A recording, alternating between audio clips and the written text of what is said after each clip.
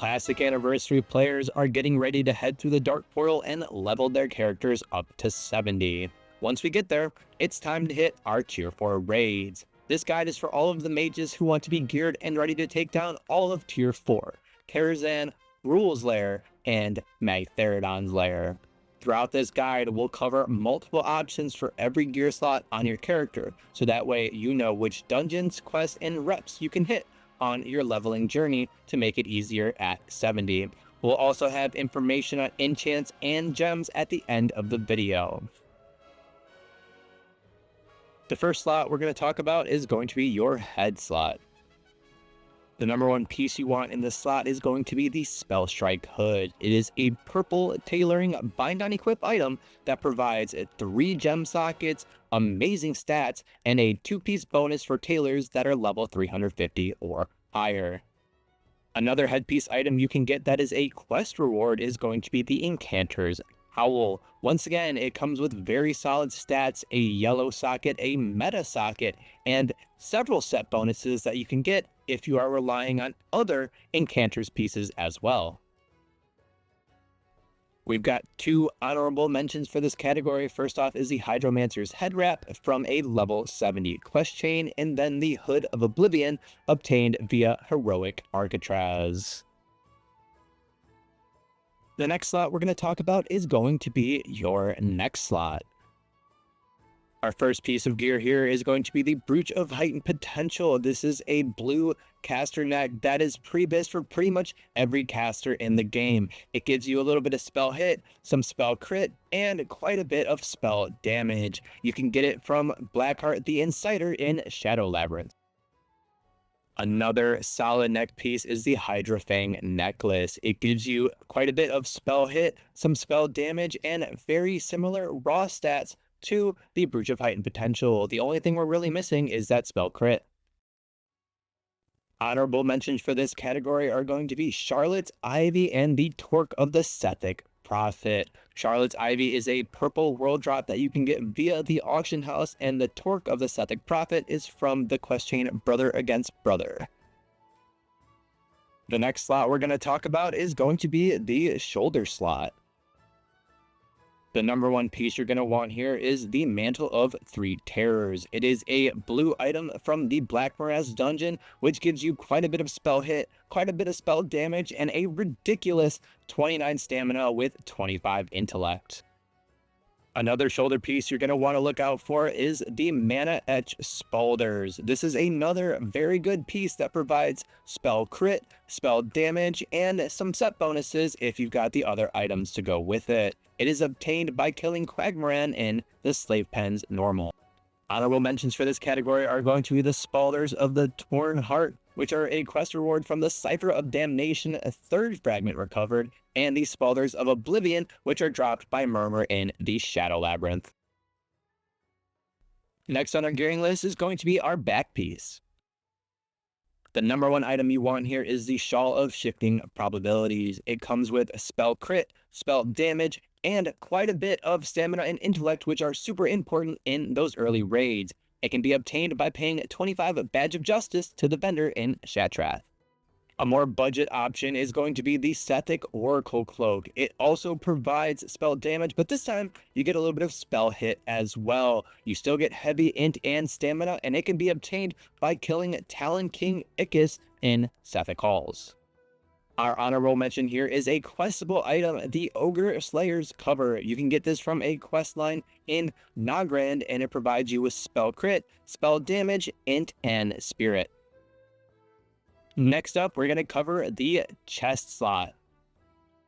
The number one item you want in the chest slot is the Spellfire Robe. It comes with a yellow socket, a blue socket, 28 critical strike, and 72 damage to fire and arcane spells. If you choose to do so as well, you can make this a 3-set bonus, which gives you spell damage up to 7% of your total intellect. If you are not a tailor or don't want to pay crazy prices to make that item, you can also choose the Warp Infused Drape. This is a drop from Warp Splinter in the Botanica and offers great stats, a red, yellow, and blue socket with spell hit and spell damage.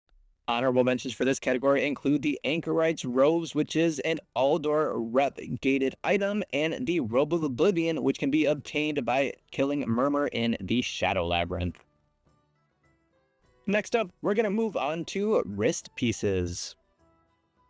The first item we're going to look out here is going to be the General's Silk Cuffs. This is a PvP acquired item, which gives you a yellow socket, a lot of stamina intellect, plus a spell crit, a little bit of resilience, and 20 spell damage. If you don't want to have to PvP, you can instead try to get the Crimson Bracers of Gloom. This is a drop from Heroic Hellfire Ramparts, which gives you a heavy amount of stamina and intellect, 12 spell hit, and 22 spell damage.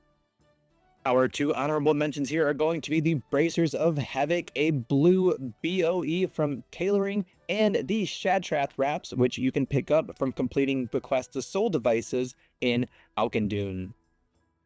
Moving along, let's talk about the hand slot next. The item you're going to want the most here is the Spellfire Gloves. These are another Tailoring BOP item that give you 10 intellect, a yellow socket, a blue socket, plus 23 spell crit, and 50 damage to both fire and arcane spells.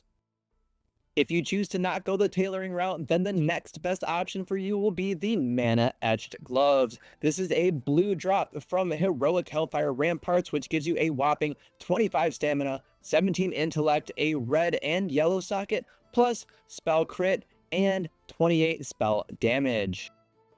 We've got two super solid honorable mentions here, the Gloves of the Dead Watcher from Heroic Alchemy Crypts, and Tempest Touch, which can be obtained by completing the quest Return to Andormu in the Caverns of Time. Next up, we're going to talk about the waist slot. First up, we've got another Spellfire item, the Spellfire Belt. It is a purple BOP item which provides 18 intellect, a yellow socket, a blue socket, 18 spell crit, and then once again a big boost to your fire and arcane spell damage. Next up, we've got another tailoring option, but this time it is bind on equip, which means you can buy it off the auction house. It is the Girdle of Ruination, which provides you with 18 stam, 13 int, a red and yellow socket, plus 20 spell crit, and a whopping 39 spell damage. Our honorable mentions here are going to be the Glyph Line Sash, which is obtained in Heroic Mana Tombs, plus a Doll's Gift, which you can get from a quest chain.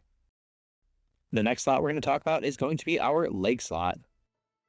The number one item you want here is going to be the Spell Strike Pants. This is a purple bind on equip item, which means once again you can get it from the auction house. It provides that 2-step bonus with the hood and great stats here: 22 hit, 26 spell crit, and 46 spell damage. Another item you can go for if you don't want to spend the gold is the Breaches of the Occultist from Heroic Black Morass. These heavy hitters provide 37 stam, 22 int, a blue, 2 yellow sockets, and spell crit and spell damage. Honorable mentions for this category include the Kirin Tor Master's Trousers, which are a drop from Murmur in Shadow Labyrinth, and Khadgar's Kilt of Abjuration, which is a drop from Black Morass Temporis Boss.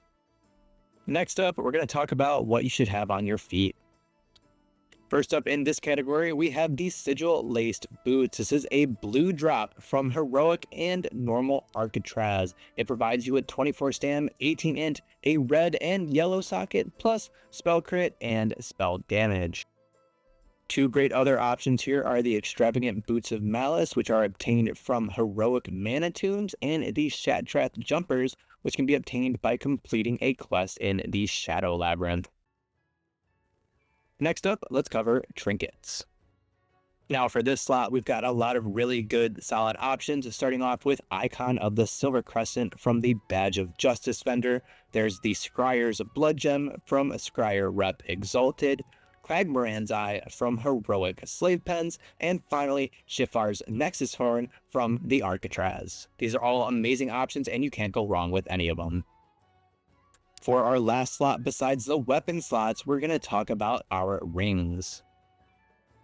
This is another slot where you have quite a few options, and what you really want to do is look at it and pick based off of your specific stat needs. You've got the Ring of Cryptic Dreams from the Badge of Justice vendor, Ringo's Band of Ingenuity from Arcatraz, Seer's Signet from Scryer Rep Exalted, Scintillating Coral Band from a quest, and finally the Cobalt Ring of Tiragosa from Heroic Manitous. Next up, everyone's favorite, we're going to be talking about weapons. Starting off with our two main staff options, you've got the Gladiator War Staff from the PvP vendor, which provides some amazing stats and a little bit of resilience, plus the Terox Shadow Staff from Heroic Sethic Halls, which also has some pretty hefty numbers on it. Next up, our main hand options, starting off with the Gladiator Spellblade from the PvP vendor, the Continuum Blade, which can be obtained through Keepers of Time Rep Revered, a little bit more of a budget option there, and finally Stormcaller, which is obtained through Thrallmar Exalted Rep. The offhands that you're going to want to pair with those main hand weapons will be the Talisman of Khalid Ghost, which is from the Badge of Justice vendor, the Lamp of Peaceful Radiance, which is from Heroic Arcatraz, or the Manual of the Nethermancer from Mechanar. We've got three wand options that we're going to want to shoot for, starting off with Nether Core's Control Rod from the Arcatraz, the Voidfire Wand, which is a slightly less good version of it, from Manitubes, and finally the Rod of Dire Shadows, or Nether Curse's Rod of Torment, depending on if you're a Horde or Alliance, because it is a quest reward. For the last part of our video, we're going to be going over some enchants and gems you should consider for your mage. Generally speaking, for your head slot, you're going to go with Glyph of Power. This is from the Shatar Rep vendor. You need to be revered, and it gives you 22 spell damage plus 14 spell hit rating to any head slot item. For our shoulders, we're going to go with Greater Inscription of the Orb. This is from the Scryer Rep vendor, and you need to be exalted to get it. It permanently adds 15 spell crit rating and 12 spell damage to a shoulder slot item. Our next several enchants are going to come from enchanters that you will need to seek out in-game. The first one is Enchant Cloak Subtlety. This is big in raids because it decreases threat cause by 2%. For our chest piece, we're going to go with Exceptional Stats, which is an additional +6 to all stats across the board. And for our bracers, we've got two good options. You can either go with Enchant Bracer Spell Power, which is an additional 15 spell power, or Major Intellect, which is an additional 12 intellect. For gloves, it's pretty easy. You're always going to go with Major Spell Power, which is an additional 20 spell power. For our pants enchant, we're going to go with Runic Spell Thread. You're going to need to seek out a tailor for this. They're going to use it, and it permanently embroiders spell thread into pants, increases spell damage by up to 35 and stamina by 20. And finally, for your boot enchant, you're going to go with Boar's Speed. It is very similar to the classic buff that gives you an additional 3% movement speed, but this time around you also get 9 stamina. Remember, sometimes we choose enchants and gems based on situational things like what gear we actually have access to. So use this as a general guide and make sure you always sim your character so that way you know what actually is best for your specific situation. Alright mages, that is everything you need to know about your pre-raid best in slot gear for TBC Anniversary. If you enjoyed the video, make sure to like and subscribe to the channel and follow us over on twitch.tv/BaileyX for daily Burning Crusade content. Thank you so much for watching, and we'll see you in the next video.